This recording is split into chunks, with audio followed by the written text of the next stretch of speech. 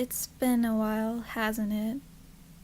I'm sorry for not posting a lot. My motivation for making videos was kinda down since going to college. That changed, however, when a certain event happened to me, and all of a sudden, I had the motivation again. I do hope this video will make up for the lost time.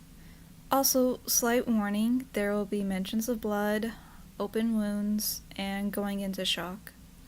If any of the warnings make you uncomfortable, you're free to click off this video and watch something else. Other than that, though, please enjoy. So, some of you might be wondering what the community post I made was talking about, and I wouldn't blame you. To make a long story short, I basically busted my head open and had to get my head stapled. Sounds pretty crazy, right? Well, just wait until I get into the thick of it. It's a pretty wild story. But first, before I get ahead of myself, let me introduce some very important characters in this story. So we have Ivy and Aurora, who are my two friends that actually got me to the ER. My younger sister Wisteria, who gave me water, talked to me, basically distracted me from the pain in my head. And my mom, who was able to drive me back from the ER. These people were absolute troopers throughout this whole crazy event in my life, and I'm so thankful for their company and for them being able to help me. Now that I've introduced the important people in the story, let me tell you the time of how I accidentally split my head open, traumatized my friends and family, and got my head stapled for the first time. So this all happened on a Wednesday afternoon. I had just gotten released from class early and was basically passing time in my dorm room. My room had 2 beds in it because I used to have a roommate who had moved out in the fall semester. Anyways, this is the part where my memory gets fuzzy and I can't remember full details of what happened, but this is what I believe happened. I was basically sitting on the spare bed in my room when I had started getting lightheaded and dizzy all of a sudden. This made me very confused, so I tried getting up and moving. But instead of getting up slowly and steadily like you're supposed to, I got up way too fast and tried taking a step. Next thing I know, BAM! I fainted and passed out. I won't lie, I think the scariest part about fainting is how sudden it happens. 1 second you're conscious, and the next second, everything suddenly goes dark. And when you wake up, everything feels heavy. At least that's what I felt when I came to. Mainly it was in my head that felt heavy, and my confusion increased when I realized I woke underneath the spare bed.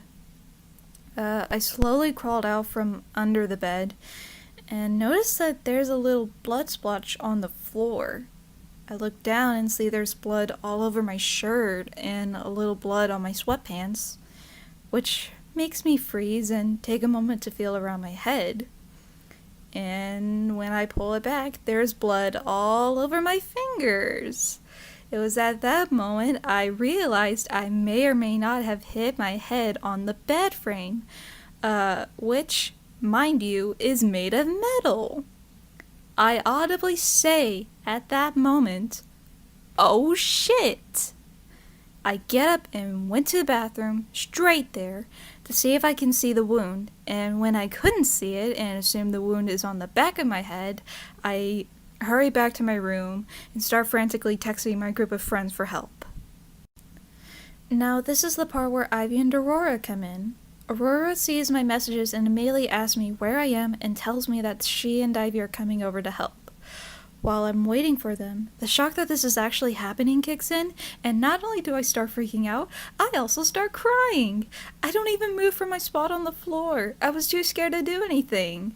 Mainly in fear I was going to hurt myself worse than what I already did. When they arrive, I make sure I'm being careful when I walk, especially downstairs because, of fucking course, my room had to be on the 2nd floor, and I let them in. Now, I know shit is bad when they look like they've not only seen a ghost, but also look about as pale as one. Aurora immediately sat me down in a chair and started calling any family members of hers that could help determine where I would need to go, while Ivy is busy trying to calm me down and help stop the bleeding. Aurora also tells me to try and contact my parents so that they could, drive me home afterwards if she and Ivy can't stay any longer. And at first, I couldn't contact them via call because Mom was at work and my dad's number wasn't working for whatever weird reason. Aurora finally then determines that we needed to go to an emergency room, and so we leave. I won't go into detail of how I accidentally left my IDs and healthcare stuff back in my room, and how Aurora had to call a security guard to go unlock the building doors to let her in, and how my room was basically left unlocked for a whole day. It was then, when we were finally driving, I was able to finally text Mom and let her know what happened after many failed call attempts. Now, during the whole car trip, I was really out of it and was saying random shit to distract myself from the pain I was feeling, and I guess calm my friends down since they looked just about as freaked out as I was. Legit, the first thing I said while Aurora was picking a song to play was, I wonder if my scar will look like Johnny Knoxville's scar when he boxed with Butterbean that one time. And it just continued on like that. From, well, I guess I can scratch this off my 2024 bingo card, to, hey, this would make for a great YouTube video. Ivy even went along with it after I said, it's so funny how real blood doesn't look real, and replied with, I know, right? Where's the special effects guy when you need him? It was at this point that Mom finally responded. It was in anger at first because she misread my text and thought I intentionally cut myself. But then the anger quickly melted away into concern when she realized I had fainted and the injury wasn't intentional in the slightest. She then told me to be careful in the near future and asked me where we're going. I tell her that we're going to the ER, and she tells me to hang tight and hangs up on me. And so we make it to the ER. Hooray! So we get checked in, and we proceeded to wait. It was at this point my other friends were texting us and wanted to make sure if I was okay. They were all unavailable to help since they were either in class or a part of a theater performance that was happening hours away, and they couldn't come help me even if they wanted to. To which I reassured them that it was okay and that it was understandable why they weren't able to help. Funnily enough, one person in particular was sleeping the whole time and was so sorry that they slept through everything. To which I again reassured them that it was okay. After a while of waiting and doing a test and a scan, my mom and little sister arrive and ask me what happened. As I'm doing my best to retell everything, Wisteria had brought along a bottle of water and had shoved it into my face, telling me to drink it since I lost a lot of blood and I need more fluids to replace the lost ones. After a while of waiting and doing more tests and scans, Aurora and Ivy decided to leave and let my mom take things over. Wisteria, in the meantime, was just desperately trying to distract me by showing me things that she bought, was getting me snacks, just telling me to drink, and was telling me how her work was going, mainly because of the fact that my wound was so bad you could actually see inside of my head. So that was fun. Mom, at this point, was starting to get annoyed and impatient at the fact that it was taking long for the doctors to figure out why I had fainted, and proceeded to say how tired she was of waiting. To which I slowly turned my head to look at her, and tiredly asked how she thought I felt. And then finally, after all the tests and scans were done and waiting for 3 to 4 hours straight, I got my head stapled and was given the okay to go home for the night and return to class on Friday. Which I ended up not being able to go because I got really nauseous that day. So yeah, that's the whole story. I still have some negative side effects after cutting my head open. I kind of noticed that I've been more anxious than normal, and getting nauseous and dizzy a lot, but I think I'll be fine. I really want to take this time and say how lucky I am to have my friends and family to help me through this particularly scary moment in my life. They did everything they could to keep me calm and made sure I was going to be okay. Words really can't describe how much I love them and how grateful I am that they were able to help me.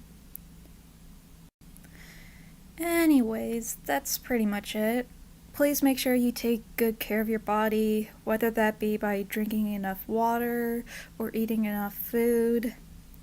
And please, for the love of God and all that is holy, if you're feeling dizzy and lightheaded all of a sudden, do not do what I did and move quickly. If, on the occasion, you feel dizzy or lightheaded or like you're going to faint, move slowly and sit down. If you feel like you're going to faint, the hospital bills are not worth it, trust me. Please stay safe. Thank you for listening, and I'll see you next time. Okay, I have a little bit of an editing jade here. So I'm not nauseous or dizzy anymore, thank God. But sometimes during late hours of the night, I would have like random like anxiety or panic attacks, which like kind of leave me like paralyzed, or I would like tick a lot, like I twitch. So I think that's going to be a normal thing from now on. I would go and get diagnosed to see what the heck is happening, but